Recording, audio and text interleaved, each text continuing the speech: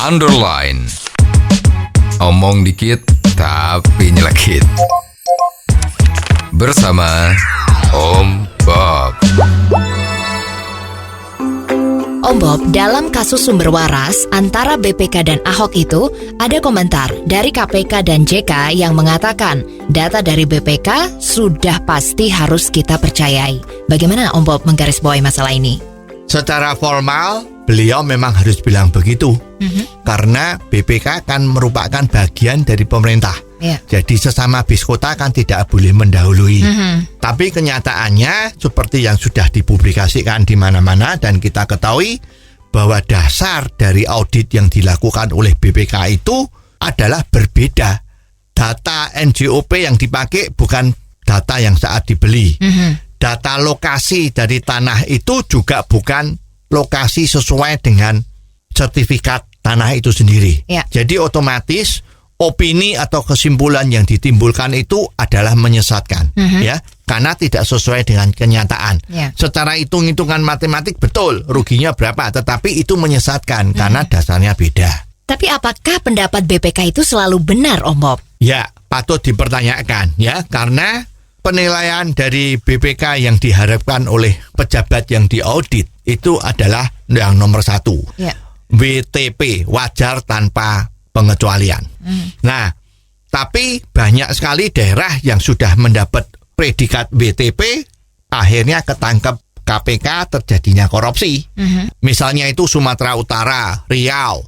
Terus juga kementerian itu ada kementerian dari Menpora dan Kementerian Agama yang kemarin sudah dijatuhin hukuman. Ya, nah terang karena masalah ini adalah menyangkut prestis atau cap kebersihan dari sebuah lembaga, maka bisa saja ini terjadi deal-deal di belakang layar agar supaya predikat opininya itu adalah nomor 1, WTP tadi. Kalau begitu, apakah bisa dikatakan dalam BPK itu ada masalah, Om Bob? Secara institusi, kalau kita mau bicara yang belakangan ini terjadi, ya, BPK tidak salah, ya.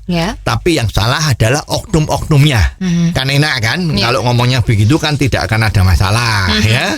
Nah, ini bisa terjadi karena pejabat dari BPK itu semuanya bukan dari orang-orang independen.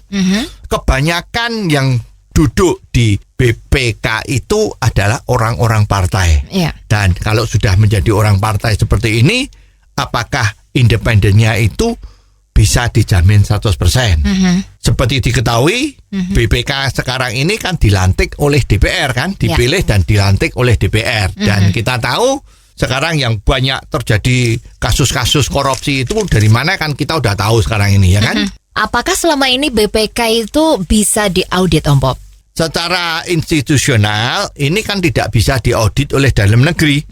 Maka BPK Indonesia itu diaudit oleh lembaga yang ada di luar negeri yang untuk mengetahui apakah tindakan-tindakan audit yang dilakukan oleh BPK itu sudah memenuhi kriteria-kriteria etika dan kode etik yang bagus.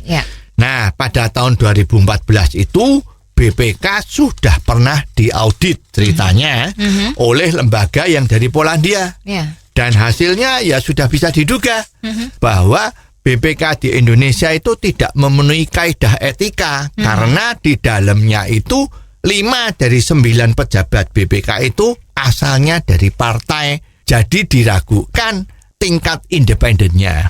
Kalau seperti ini solusinya bagaimana, Om Bob? Solusinya pemilihan anggota BPK harus diganti modelnya. Bukan seperti sekarang DPR yang memilih dan melantik. Terus hasil audit yang dilakukan oleh BPK terhadap suatu instansi itu harus dipublikasikan secara terbuka. Jadi bisa tahu betul atau tidaknya, bukan tertutup. Ya.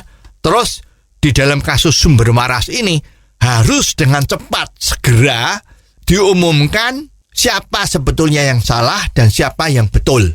Ya, dengan demikian masyarakat akan tahu.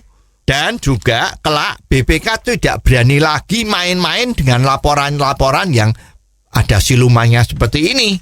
Dengan demikian, kalau ini terjadi, seluruh pejabat-pejabat di Indonesia itu akan merasa tidak ada tekanan lagi di dalam bekerja. Ya, tidak akan ada merasa lagi ada negosiasi-negosiasi yang diperlukan kepada BPK agar laporannya menjadi bagus. Ya, dengan demikian, insya Allah negara kita ini bisa menjadi lebih maju dan tidak terjadi pat-pat gulipat untuk memanipulir dari sebuah audit.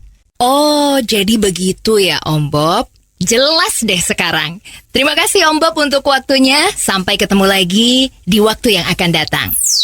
Untuk kritik dan kasus yang perlu dikomentari Om Bob, silahkan kirimkan SMS Anda ke 0856 4141 6767. Sekali lagi, 0856 4141 6767. Underline. Omong dikit tapi nyelekit. Bersama Om